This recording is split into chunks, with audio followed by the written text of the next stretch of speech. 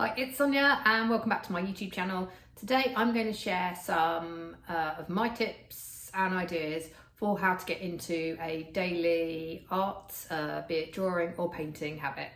So let's go. Okay, so yeah, basically one of the things I'm going to write down now is the why. Like, it's a question to have a think about. Why do you want to start a daily habit, a daily drawing practice? And I'm going to come back to that towards the end of the video, because maybe you know exactly what you're doing. Maybe you don't even need this video, but basically I'll come back to why.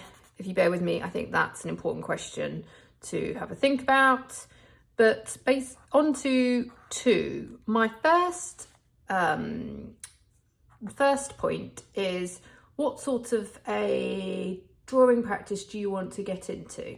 So, for example, my background is I committed, I think it was like 2015, it's a long time ago now, to a year-long drawing project. So it was like, I called it like it was like 365 days of a drawing a day. But there's other ways of getting into daily drawing that may be a bit more depending on where you're at, which is why you go to the why. But do you want to do a 100-day project? That's a popular one. And also my favorite, I think, which is the ones I sort of come back to now, is a 30-day project. And the reason for the 30-day as a where to start is, they say it takes 30 days to get into a habit, be it exercise. You know, they have them sober January, I can't remember what they call it now, but yeah, like whatever you want to do, sometimes aiming for 30 days is a great way to build up a positive habit. And then on to my next point is going to be planning your, I guess you can call it a project, challenge, whatever's going to make you stick with it. So I want to show here, I've got some sketchbooks to make it a bit more interesting. And I'm trying to find, I was organised. Okay, going back to the one from, here we go. So this is how I got into daily drawing. Look, I'd done courses and I'd even done a pre-foundation course, but the reason I'm sort of bang on about this is the one thing that has helped me get into drawing again and get a consistent art practice was committing to this year-long drawing project that I did, and I called it a drawing a day. And I'm just trying to see, so, and then I dated, oh gosh, it was 2014, and but it went on to 2015. So this is like day 33, and I did some oranges. And one of my tips, what I learned through, when I first started off, I was very gentle to myself. I just drew things from day-to-day life. But then I realised, I felt like if I was going to carry on, I needed to, one of the most helpful tips I've shared, I used to share it on a blog post as well, is I then devised for myself, I came up with the idea for weekly, I gave myself weekly prompts, things that I wanted to, so I planned out the week ahead, if that makes sense. So I knew, for example, the reason I've stopped on this page is this week I did shoes. So I did a week of, because I wanted to get better at that point. I was wanting to get better with gouache and drawing. I felt my skills were rusty. So I was wanting to get better with realistic drawing. So I committed to, and I was also decluttering, getting rid of some things. So I committed to drawing. I think I'd seen nice shoe illustrations. I just did some shoes, and they're in other sketchbooks as well. And then I've obviously done a week of, here we come up, and I've chosen to do a week of vegetables. So, and it gets you into, it gives you a series of work. And the most important thing for me, it was focus. It helped me focus on having what I was going to do the next day. I didn't procrastinate with, oh, what do I feel like doing today? So you know every day, if you plan ahead, what you're going to be drawing. Like here we've got boxes, obviously up to tea as a, and you can choose. The other thing was it allowed me to have variety in the drawing project. I switched up what I was going to do every week. I think I did a series, not in this book, I've got a series of, I drew like nice covers to books. That was an interesting illustration project. And the other thing, so this is in reference to like a year-long project. You've got to make it, for me, I think you've got to make it easy to fit into your life. So I'm going to show you this sketchbook here. All these, they've been, the ones I'm showing, most of them have had complete sketchbook tools. So I go through them page by page in earlier videos. But another tip is, I made it low pressure. Like I've shown these ones before, but like in terms of choosing your, I'd say, materials, just like plan for easy, low cost maybe. I mean, it depends how you want to approach this. Go high cost, do what you want. But for me, this is personal. This is what worked for me. For example, this is a book that my dad passed on to me. I had some leftover, and I was like, I'm finally going to use it, because I sort of held on to it and it was blank. This was a cheap, I got it on sale. It's not even meant to be a sketchbook, but it's because it was so cheap, I think it was like £2 or something. I didn't mind about, as it were, just making brief, not finishing pages. It was just a low entry point to like play around in. So yeah, it's like you can choose your materials. Have I got my other sketchbooks here? No. But and then you've got have a think again about the environment for your, so for example, for me, if you're on your kitchen table, or I was in the bedroom, are you going to be plein air? I mean, I think that's a tricky one if you're doing 360 days, but like, if you can, that's amazing. But generally, where are you going to be? So how are you going to set yourself up for success? For me, that meant, because this drawing a day project was in Switzerland, where we were renting, so I didn't want anything too messy. It was on the kitchen table or in my bedroom desk when my baby was sleeping, it was nap time. So for me, I chose, what worked for me was something you love. Like I can't spell it, gouache. I loved gouache, so I knew I was going to do that.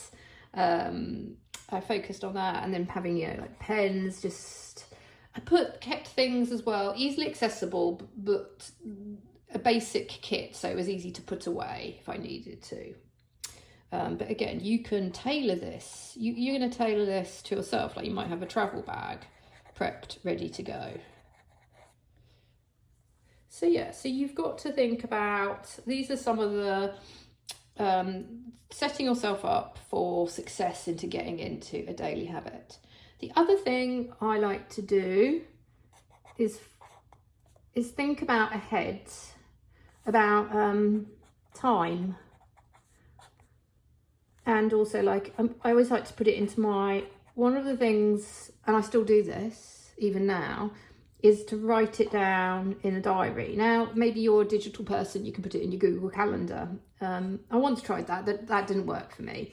What works for me, I've got my diary, is I'm very old fashioned. When I was studying, I always have to write things down. And there are studies that apparently show that if we write things down, we are more likely to remember them. And that is definitely the case with me. So I've always been like a visual. So I like to schedule my drawing time. Just writing down that that's one of my priorities. And I do the same thing sometimes, like with exercise as well. Like writing it down means it doesn't get forgotten in the day. And also, if you can even identify, and also have a think about how long have you got, or are you going to want to spend on this? And it's going to be different with what you commit to when you're trying to build your habit. So for example, if you're just doing a 30-day project, if you've chosen a month where you know it's fairly empty, you might want to say, I don't know, like 30 mins to an hour a day, and you can schedule that in. But again, but when you're doing more 100-day, year-long projects, maybe you're going to have to think about where you're going to grab 5 minutes to 10 minutes here and there. And this is relevant because, yeah, so I think I did 1 year where I completely committed to the year-long challenge. And I'm not, this is the thing I credit more so than any course I've done. Committing for myself to a year-long project was almost like my own, not art school, but that is what has, I think, developed my drawing habits, that I would find it almost, I don't do this necessarily now because I'd find it hard to break, as it were. I'm in a good routine. But with the 100, the point is I have actually, it's okay, I'm going to put this, it's okay to quit. And you can, because I have both completed projects and challenges, and I have quit them. And I have, I did a year-long project, and also you can, if you're doing a year-long one, maybe plan for hard days. So what I mean by that is, I'm gonna be honest, some people may see it as cheating, but I saw other people doing this as well. When I knew I had family coming to stay, I don't draw in front of my family for a number of reasons. Those days I drew ahead. I made drawings ahead for those days, and that I felt that's how I managed it. So you could be like, oh gosh, Sonia, that's not truly a drawing every single day, but I did end up with 365 drawings. That only happened on a few, like a few occasions where necessary. And then I did try and repeat that another year, and I think 1 year I did mostly, I think I skipped a few days, but then I tried again, I think earlier, I can't remember when, a few years ago, I was like, oh, should I do this again? But I quit it, and I have no regrets. Like, the positive thing is if you go for a year, even if you end up quitting the year, I bet you'll have probably at least achieved 30, 40, I think I got to 65, and I was like, I'm stopping. But so yeah, and it is okay to, if you've got a good, it's just drawing, it's just art. So yes, that's another idea. And then the other thing to think about is, this is important, I feel, for me, is also to think about, what genre or subject are you going to be, are you going to focus your project on? Maybe you're just open-handed. Maybe it's just make a piece of art every day. Be creative. I mean, it doesn't have to be. Or is it just going to be, you're going to be creative every day? For me, so as you saw, I think that first year, it's very much, in the old days, a lot of my art was very, actually it's doodles, but quite focused on drawing from life, and day-to-day life. But then one of the 100-day projects, I did one 100-day project with, I collaborated with a couple of other artists. Actually, this one was also a collaboration, and that helped. And I committed to 100 days. My first project was on bits of paper, and it was 100 days of like painted interiors in gouache. And then I did, this is back in 2019. I think I felt if I was going to do the 100-day project again, I wanted it to be really easy and I could travel with it. And so what I did was I went for, and I've shown this sketchbook, this was 100 days of abstracts, and it was listening to, every day I chose a bit of music. I tried to break out of my usual genres. Often I went to my favourite songs. I'd listen to the song on repeat, and I would just make an abstract painting, drawing, in response to what I was listening to. And this was a great project, and I completed it because I think I made it. I mean, it was in a small, I chose a small cheap sketchbook, and so you can think like, maybe like I'm doing now, brainstorm, like are you going to do abstracts, landscapes? Is there something you're wanting to learn? I'm kind of doing this for myself because I'm thinking about, do I want to do another project? Portraits. Yeah, so you can go, wow, still life. I'm writing down all the things that I like to do. But you could do, I'm trying to think what I don't like to do. You could do cars, machinery, fantasy, sci-fi, cartoons, calligraphy. You get the gist. I feel that if you've got for me, if I'm going to do a defined genre, I feel it works better in a 30 or 100. If I did a year again, I'd want to have freedom a bit and maybe just divide that year up into some subjects. Okay, and then what was the other thing I wanted to show? Okay, so size. Where are you working? What size are you working at? I mean, these are all obvious, aren't they? But I'm just doing this now because I feel like we're coming up to the end of the year. New year, everyone's, I mean, you know, you kind of like make your New Year's resolution, what you want to have positive changes, and maybe making art is one of those. And maybe, you know, you feel you need to have to develop a new sort of art habit, as it were. So for me, another tip, one of my big tips is choose a good size if you're drawing and painting sketchbook. Like this one was one that it's a nice size because it's, you know, it's a small square one. It fits into my bag. I could take it out and about. If I was going to do plein air of 30 days of, you know, I was going to go out and about, this is definitely the sort of sketchbook I would choose. So this was another sketchbook that I've shown. But I love this sketchbook, and it's nice thick pages. And maybe you do want to treat yourself. The other thing I know I talk about, I've used in the past a lot of cheap materials, and but actually maybe to make yourself stick with this, you might want to treat yourself to, or get gifted for Christmas, some nice materials to start you off. Because it does make a difference, I have to say. With this sort of painting, it does make a difference to have thicker, sometimes have the thicker, a lovely, thicker, you know, just feel that works well. Okay, and here is an idea in case anybody is like, it never goes well for me, these sort of projects.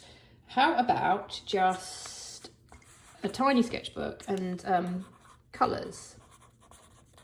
I've seen people do this as well, swatching.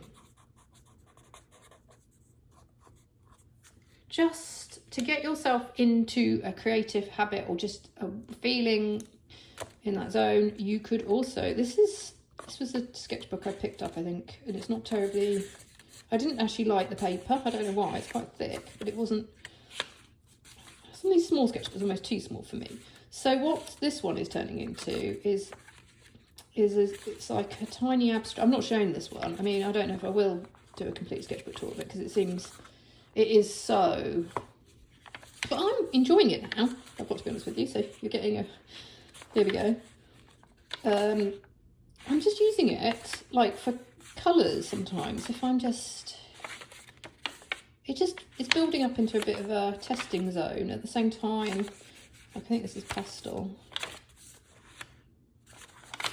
Because I was just thinking about donating it. I was like, this is all giving it to the kids, but they don't really.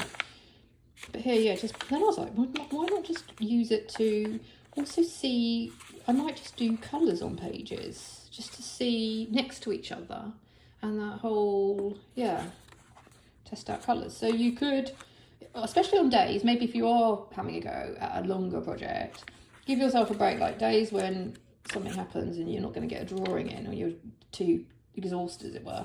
You could just say, well, this counts. Whatever helps you achieve your sort of goal, I think you've got to facilitate that. And are there any other sketchbooks quickly I want to relevant? If you're very ambitious, this is my, I feel like I'm doing these most days now. You could go big and give yourself 30 days of, you know, like sticking to still life or experimenting. Is there something you're wanting to learn or, you know, study? Maybe you've signed up for a Patreon or a course.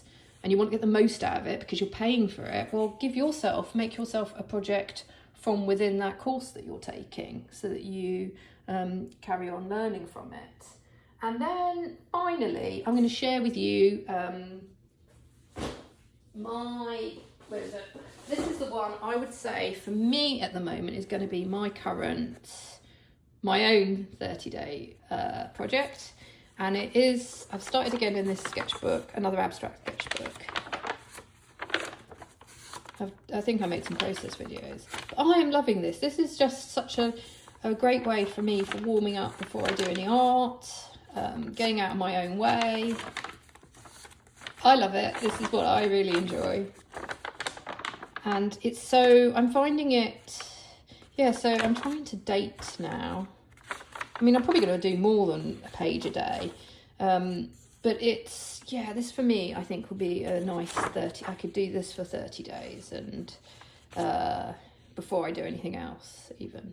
And I might take it, it's easy also to take away if you're, take away travelling. I don't know if you're travelling, but sometimes you may not be travelling in such a way that you can go out sketching the local scenery. Maybe just want to take pictures and paint at home if you're with kids and they're all running around. But maybe in the evenings you've got a little bit of time, 5 minutes, to just make some marks. Okay, so that's basically it. But if you've hung on for why I want to think about why, because I think this is important. Because for me, why now? And is it because